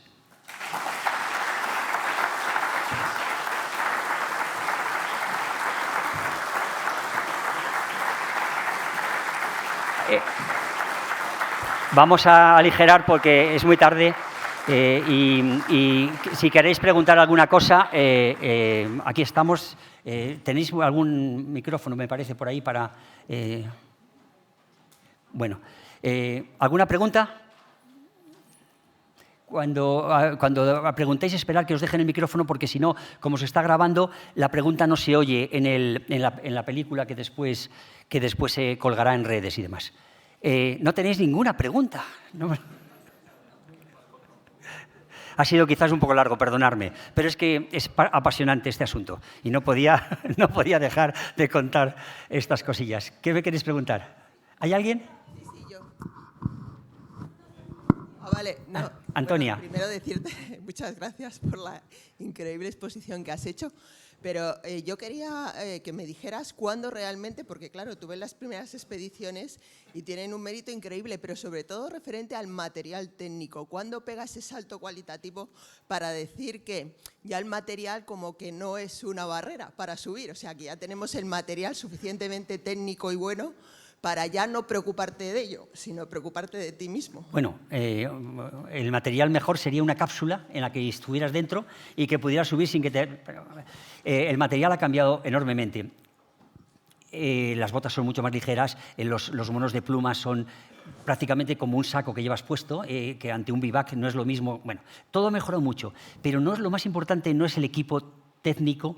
Mira, lo que es más importante es, bueno, las tiendas son mucho mejores, el combustible es mucho mejor, porque tienes que hacer comida, agua. Lo que es mejor es la previsión meteorológica. La previsión meteorológica es un antes y un después en el mundo del Himalaya. Cuando antes estábamos, las expediciones que os he contado, casi todas, ibas a ciegas, no sabías el tiempo que te iba a hacer mañana, veías que los altímetros habían evolucionado a mejor, por lo tanto veías que había habido una subida de presión. Si ha subido la presión, el tiempo va a estar más estable, pero no sabías si iba a durar 5 horas o 5 días. Ahora sabes a tal cota qué viento va a hacer, en qué dirección y qué temperatura. Esto es una cosa completamente distinta. Por eso no se dan palos de ciego. Todo el mundo sube el día que hay que subir. Son ventanas muy concretas, 3, 4, 5 días. Y entonces, ahora mismo en el Everest yo estoy ahora mismo, bueno, hoy me ha escrito Sito diciendo que iba a estar muy atento, que me fuera muy bien la conferencia y que estaban ya allí esperando a que bajara. Entonces, en la semana pasada ya se han hecho los primeros Everest de este año. Y había una buena previsión, pero de repente en el último momento el tiempo era muy bueno, pero el viento subió un poco. Y en cuanto el viento sube y pasa de 20, 30 kilómetros a 40, 50, no hay nada que hacer. No puedes estar expuesto a ese frío a pesar de los magníficos equipos. O sea, que los equipos no son todo. Los equipos son muy importantes, pero lo importante es que la montaña se deje. Sí, dime. Ramón, ¿no? Sí. Como veis, somos familia todos. Conozco a todos los que... Oye, enhorabuena. Magnífica conferencia y además apasionante. Has citado antes que estamos ahora en la etapa comercial. Sí me gustaría alguna reflexión que nos hicieras en relación con la etapa en la que estamos viviendo ahora, en el himalayismo. Bueno, es que he oído un poco mal, pero vamos, me has preguntado sobre por qué es que te reverberaba. ¿Qué opinas de la etapa comercial, no? Correcto, sí. Que es la última etapa que has definido y que efectivamente es una etapa crítica, por decirlo de alguna manera, ¿no? Concedo tu reflexión. Bueno, tiene muy mala fama y es verdad que Sito nos decía el otro día que Sito había subido ya al Everest con oxígeno hace 2 o 3 años y que creo que cuando llegaba al campamento base los Sherpas le presentaban a sus clientes y decían: mirar, este es un alpinista. Y todos le miraban: oye, ¿qué has hecho? No es ninguna broma, es literal y además natural. Lo veía natural. Es un alpinista. Y joder, porque muchos de los que van ahora a estas expediciones comerciales son deportistas, grandes deportistas y generalmente bastante ricos, porque los precios para ir al Everest varían, pero siempre a partir de un nivel importante. ¿Qué opino de las comerciales? Que son inevitables. O cambiamos el sistema económico de este mundo o es inevitable. Y que el Himalaya está vacío y el Guadarrama está vacío. Y que quien quiera vivir el himalayismo de los 70 está en su mano. Lo que ocurre es que ¿dónde consigues dinero para hacer algo que no va a tener ningún reconocimiento y que tienes muchas posibilidades de que no te salga bien? Porque en un 8000, en los 8000 clásicos normales con gran frecuentación, la huella está hecha, hay 20 médicos, los Sherpas preparan toda, y tú te vas ahora a un 7000. Nosotros hemos hecho alguna cosa así. Aquí está Salvador, que organizó una expedición a un 7000 virgen en la zona del Kachenjunga, al Dome Khan, pero también antes habíamos ido a otro, en ese que os puse al principio, el Gurjaimal, donde no va nadie. Y las cuerdas, si es que subió una expedición hace 20 años, están ya inutilizables. Entonces, yo respeto que la gente quiera vivir la experiencia de las altísimas montañas. Es algo tan fascinante y tan bello que decir que es que tienes que hacerte méritos. Otra cosa es que pongas en peligro a la gente y tal, pero si tú vas pagando y te suben unas personas, pues tiene que tener un control, no puede ser miles y miles de personas, pero también es un dinero para aquellos países. Yo no soy demasiado crítico con las expediciones comerciales. Hay gente que se rasga las vestiduras. Es inevitable, evidentemente hay que controlarlas en algún sentido, la suciedad, pero todo eso se puede controlar. Y después, quien quiera hacer himalayismo y diga que no puede porque hay expediciones comerciales, es un farsante. Sí.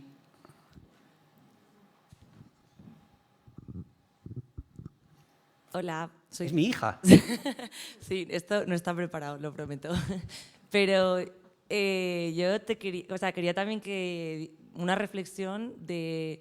Porque igual la gente que estáis más metida en este mundo, pues igual es obvio, ¿no?, lo que voy a preguntar, pero para los que estamos un poco más alejados, llama la atención pues que haya tantos vascos, que haya tantos navarros, que haya tantos catalanes y que hayamos llegado, bueno, que el himalayismo castellano, como lo has llamado tú, sea un poco más tardío. Entonces, sin temas políticos ni nada, pero un poco una reflexión de por qué crees.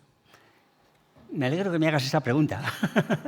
Pues sí, es que, vamos a ver, hay una cultura mendizale, que dicen los vascos, la cultura de ir al monte por los vascos, sabéis que se mama en las casas, salen como... Entonces hay mucha afición al monte y eso influye. Eso que crea muchas asociaciones, muchos clubes. Esos clubes, unos más, otros menos, tienen una estructura, son instituciones que pueden tirar del tema.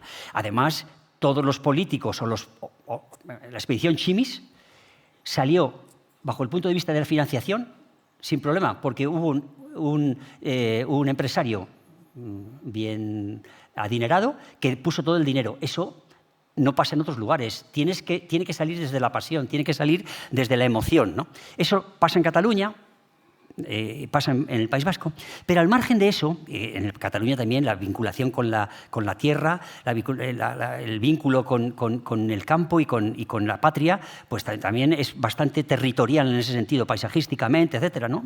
Ahí tenemos literatura sobre el tema. Pero bueno, al margen de todo esto, que es obvio que ahí se vive más la montaña, en Madrid yo creo que tuvimos malos comienzos. Esto es un tema que yo no lo he leído nunca, pero vamos a ver. Nosotros hacemos 2 expediciones castellanas, la primera de prueba en el 73 al Manaslu y en el 75 es un éxito, porque subieron 8.000 en aquel momento, es muy importante. Pero antes de eso tenemos la expedición del 71 de Pérez de Tudela, que no deja demasiado buen sabor de boca. Muere su mujer allí, hay controversia sobre el pico que sube, subió uno, subió otro, 7.000, no 7.000. Es una cosa que no deja muy buen sabor de boca para nada. Después, antes de eso, un club como Peñalara, que tiene una gran fuerza y que la labor que ha hecho culturalmente en las montañas es bestial, ¿por qué no hace una expedición hasta el año 90? Porque se mete en un lío tremendo en el año 71 cuando hay una escisión, digamos, hay un cisma dentro de Peñalara porque a algunos de los alpinistas no le llevan a Alaska, una expedición castellana que va a Alaska, y entonces estos se rebotan, se enfadan y se van al Cerro Torre en Patagonia, creando una escisión dentro de un club que podía haber sido perfectamente el club que tirase del himalayismo. Pero a partir del 71 se crean unos problemas enormes, destituyen a Félix Méndez las altas jerarquías deportivas del país, se crea un problema grave y yo creo que de ese momento Madrid empieza a ir renqueando. Y después, cuando nosotros, la deportiva hace esa expedición a Sacaur, que es un éxito, pero después hacemos la nuestra nosotros, muy vanguardista, sin porteadores, en coche y tal, pero venimos con 3 compañeros muertos. Y ese mismo año 79, Carlos Soria, los López, Jerónimo López, etcétera, van al Karakorum también, que no lo he puesto porque no podía poner todo, e intentan el Broad Peak, primer intento español al Broad Peak en el año 79, sin sherpas, prácticamente sin cuerdas fijas, muy avanzado, pero no llegan más que a una modesta, bueno, a 7.000 y pocos metros y tal.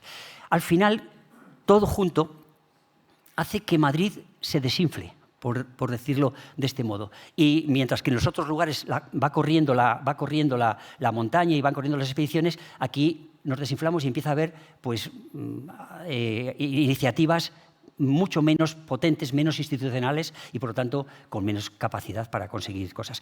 Conseguimos, por ejemplo, que tampoco lo he dicho, en el año 86 vamos al Everest, los madrileños, por primera vez. Vamos al Everest al 86, un grupo de Peñalara, Carlos Soria, Jerónimo López, etcétera, y un grupo de la deportiva, que somos Eduardo y yo. ¿Por qué vamos al Everest? Pues gracias a mi hermana Carlota, que se había ido a vivir a China y que yo fui a visitarla y se me ocurrió pedir un permiso para ir al Everest por el Tíbet. Es así. Nadie se le había ocurrido en Madrid plantear una expedición al Everest. Y yo, que estaba más metido en ello, dijo, bueno, ¿iremos o no iremos? Yo volví con un permiso para ir, acababan de abrir. Es verdad que China hasta ese momento había estado cerrada y ese año la habían abierto para los extranjeros. 2 años antes. No, lo habían abierto y fuimos. Yo conseguí en el 81 el permiso y en el 86 fuimos. Pero no había en Madrid una... Después sí, después como fuimos nosotros, ya la Complutense fue 2 veces al Everest en años posteriores, etc. Pero no hubo expediciones tan fuertes como las que hubo en Cataluña, por ejemplo, que eran 20 y tantos expedicionarios, la Caixa, expediciones casi nacionales. creo... He dado muchas opiniones, algunas serán muy osadas, pero van por ahí los tiros. ¿Algo más o nos vamos a cenar? Que ya...